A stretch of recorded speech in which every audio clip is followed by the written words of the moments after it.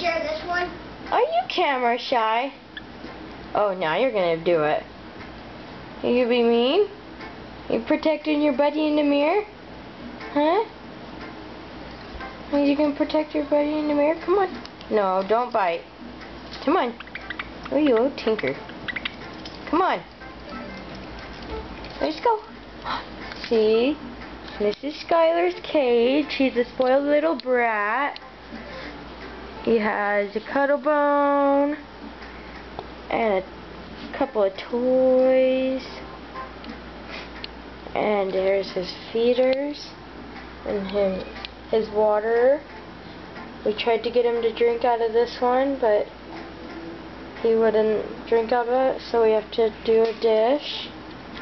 And he has his little treat that he doesn't even touch. And this is his sand perch. This is my video. My baby boy, Skylar. Don't do that. Come on. Come here. He was hyper 2 minutes ago. He was all playful and getting on me. Another egg. Yeah. He loves that cuddle bone. In the morning, every morning, he loves to cuddle up with it and scratch his beak on it and eat some of it.